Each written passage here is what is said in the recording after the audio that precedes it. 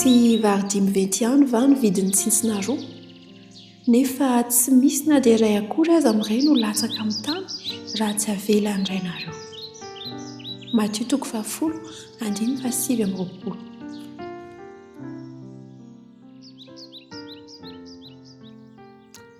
miodikodina trany eo amin'ny akantony zavaboary izay namboarin'Andriamanitra mba hitondra fifaliana, fahasambarana sy fiadanana ho antsika. Entin'ilay mpampianatra lehibe hifandray amin'ny zavaboary ny mpiaino azy rehefa tonga tetỳ ambonin'ny tany Jesosy. Nampianatra Jesosy hoe dinio ny voromanidina fa tsy mba mamafy ireny na mijinjaka nefa isan'andro dia mihinana ny sakafo hohaniny.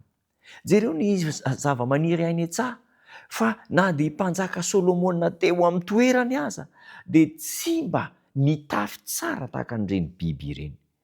Ny vorona tahaka an'ireny zava-maniry ireny tsy tafy tsara tahaka an'ireny zava-maniry ireny. Ny vorona eny amin'ny habakabaka, ireo liliany an-tsaha izay maniry sy mamelana araka ny fotoanany avy.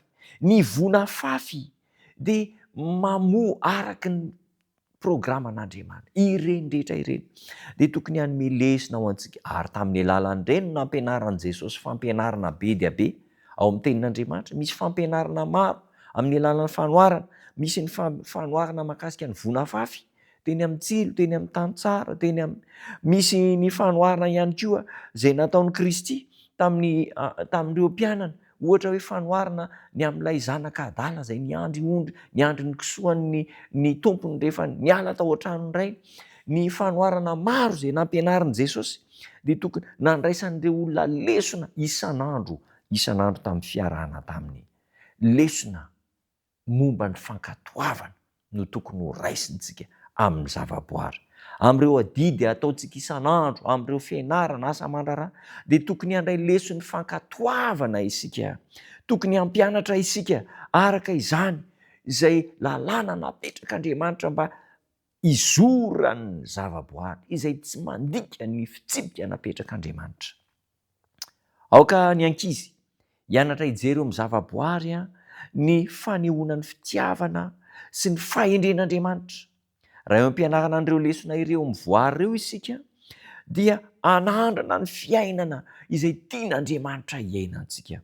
Any ampitan-dranomasina any gaga mihitsy raha nahita tamin'ny reny hoe publication amin'ny Facebook ireny fa misy olona dia miaina miaraka amin'ny trondro any anatiny. Fa manao dobo mihitsy izy dia miaina miaraka amin'ny trondro, miaina miaraka amin'ny liona, miaina miaraka amin'ireo biby masika ary dia tena mandray ny toeran'ireny biby sy zavaboary ireny mihitsy izy dia tena mahafinaritra.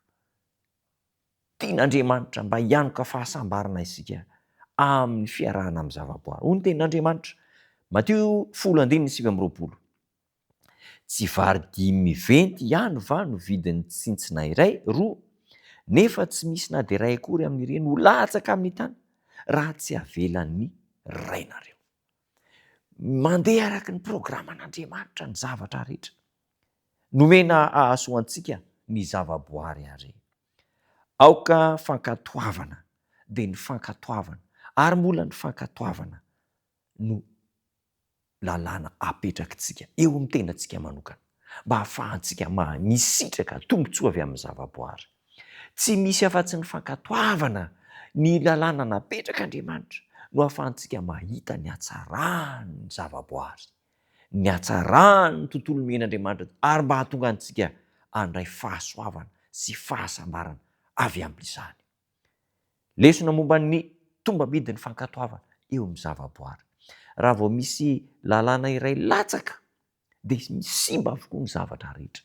Zavatra kely mitsimbilana dia manimba zavatra maro.